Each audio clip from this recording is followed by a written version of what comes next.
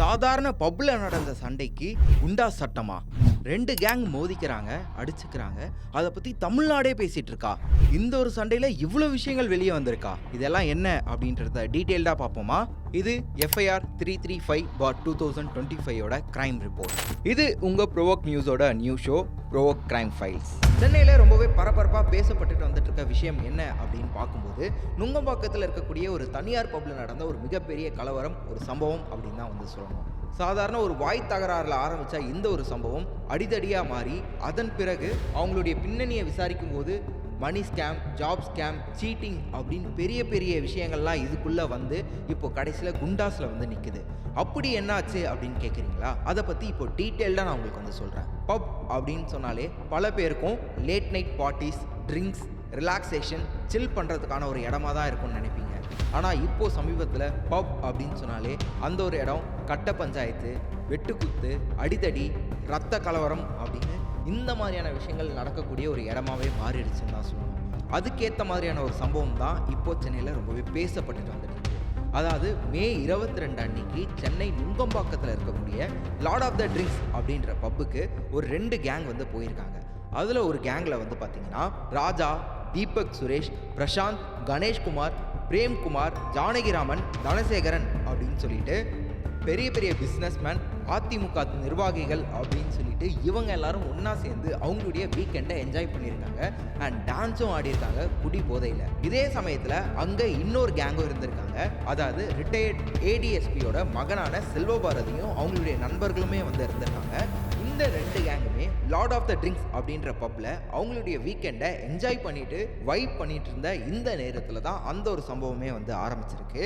அதாவது ராஜா, தீபக் சுரேஷ், பிரசாந்த், கணேஷ்குமார், பிரேம்குமார், ஜானகிராமன், தனசேகர் அப்படின்னு சொல்லிட்டு ஒரு கேங்கில் இருந்தாங்க இல்லையா, அவங்க எல்லாரும் வந்து மது போதையில் டான்ஸ் ஆடி அதை ரொம்பவே ரசிச்சுட்டு இருந்திருக்காங்க.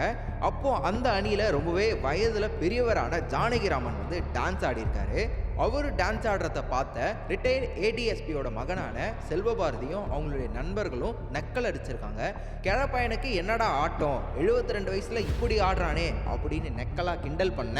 இதை கேட்டு கடுப்பான கணேஷ்குமார் மற்றும் நண்பர்கள் அதை தட்டி கேட்க போறாங்க. அதுல ராஜா என்பவர் தான் வந்து என்னடா சொன்ன அப்படின்னு கேட்க போய் இப்படி வாய் தகராறா ஆரம்பிச்சு கை கலப்பா மாறி பின்னாடி பீர் பாட்டிலை எடுத்து அடிச்சு ரத்த வர அளவுக்கு ஒரு மிகப்பெரிய கலவரமாவே மாறி இருக்கு அந்த பப்ல. அதே நேரத்துல அந்த பப்ல இருந்து மது போதையில பெண்கள் எல்லாம் கதறிட்டு வெளியே ஓடி வரத தெரிஞ்ச பொதுமக்கள் அங்க இருக்கக்கூடிய போலீஸ் ஸ்டேஷனுக்கு இன்ஃபார்ம் பண்றாங்க. இதை கேட்டு தகவல் அறிஞ்சு அங்க வந்த நுங்கம்பாக்கத்தை சேர்ந்த போலீஸ் வந்து விசாரிக்கும் போதுதான் நிறைய விஷயங்கள் வெளியே வருது. அதாவது ஒரு பக்கம் ராஜா, தீபக் சுரேஷ், பிரசாந்த், கணேஷ்குமார், பிரேம்குமார், ஜானகிராமன், தனசேகரன் அப்படின்னு இருந்தாங்க இல்லையா, அந்த அணியில் இருக்கவங்க தான் நல்லா மது அருந்தி விட்டு டான்ஸ் ஆடும்போது பக்கத்து டேபிளில் இருந்த ரிட்டையர்ட் ADSP மகனான செல்வபாரதி மேலே வேணுமே வம்பு இழுக்கிற அளவுக்கு 2-3 வாட்டி அவங்க மேலே விழுந்ததாகவும், அதனால செல்வபாரதி ஏன் இப்படி எங்கள் மேலே விழுறீங்க அப்படின்னு தட்டி கேட்க போய் ஒரு கலவரம் நடந்ததாக ஒரு பக்கம் வந்து சொல்கிறாங்க.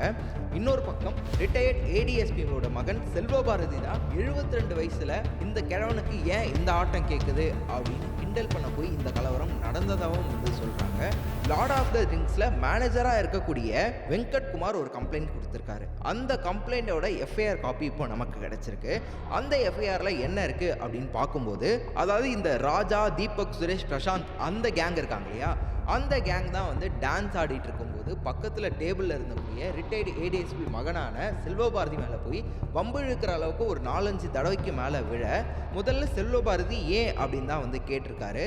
ஆனால் மறுபடியும் ஜானகிராமன் அதையே வந்து திரும்ப பண்ண, அதை தட்டி கேட்க போன செல்வபாரதியை ராஜா, கணேஷ்குமார், தனசேகர் இவங்க எல்லாரும் சேர்ந்து தகாத வார்த்தைகளை வந்து திட்டினதாகவும், அதனால அந்த வாய் சண்டை கை கலப்பா மாறி கடைசியில் ரிட்டையர்டு ADSP மகனான செல்வபாரதி மேலே இவங்க அவங்க கையில் வச்சிருந்த பீர் பாட்டில்லையும் கண்ணாடி டம்ளர்லையும் அடிச்சு, இந்த சம்பவத்தில் செல்வபாரதியோட இடது கண்ணிலையும் உடம்பு ஃபுல்லாக ரத்த காயமும் ஏற்பட்டதாகவும் வந்து சொல்லியிருக்காங்க.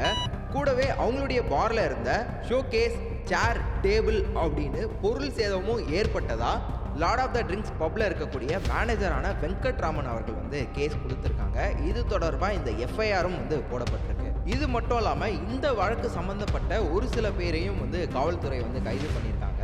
அதில் அதிமுக நிர்வாகியான அஜய் வாண்டையார், பிரபல ரவுடியான சுனாமி சேதுபதியும் வந்து கைது பண்ணியிருக்காங்க.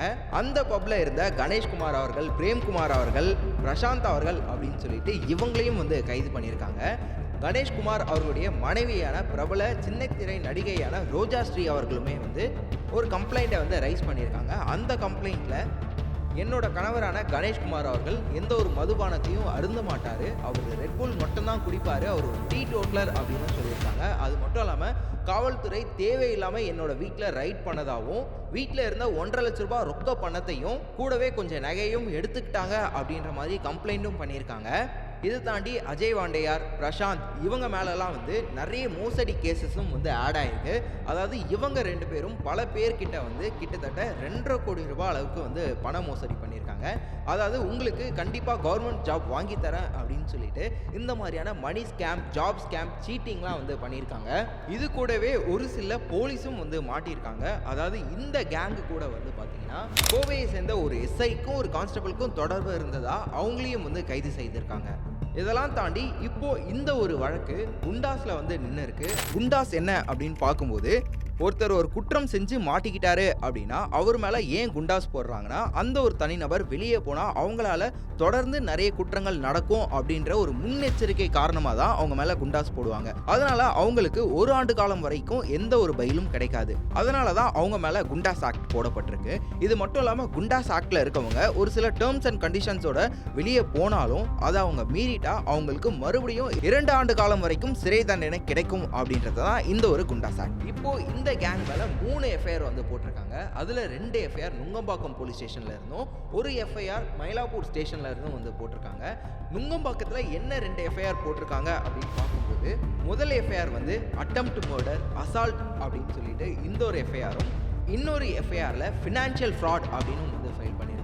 அண்ட் மயிலாப்பூர்ல இருக்க ஸ்டேஷன்ல இருந்து என்ன எஃப்ஐஆர் ஃபைல் பண்ணியிருக்காங்க அப்படின்னு பார்க்கும்போது ஜாப் ஸ்கேம், சீட்டிங் அப்படின்னு வந்து ஃபைல் பண்ணியிருக்காங்க.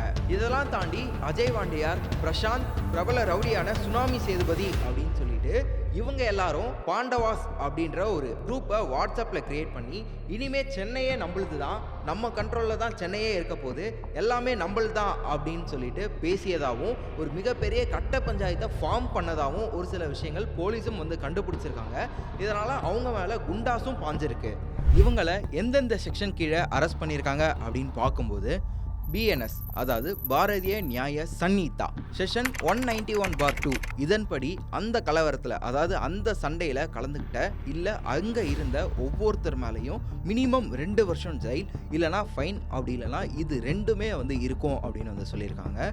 அடுத்த செக்ஷன் 296/B அதாவது பொது இடங்களில் அசிங்கமாக நடந்தாலோ இல்லை அசிங்கமாக பேசினாலோ இல்லை அசிங்கமான விஷயங்களை பண்ணாலோ அதுவும் ஒரு மிகப்பெரிய குற்றம் தான். அந்த செக்ஷன் இவங்க மேலே வந்து போட்டிருக்காங்க. அடுத்த செக்ஷன் 115/2 அதாவது ஒருத்தங்களை வேணுமே, அதாவது வாலண்டியராக அவங்கள வந்து நம்ம காயப்படுத்தினாலோ இல்லை நமக்கு தெரிஞ்சவங்க இல்லை யாராவது ஒருத்தரை வேணுமே நம்ம வந்து கஷ்டப்படுத்தினாலோ காயப்படுத்தினாலோ அதுவும் ஒரு பெரிய குற்றம் தான்.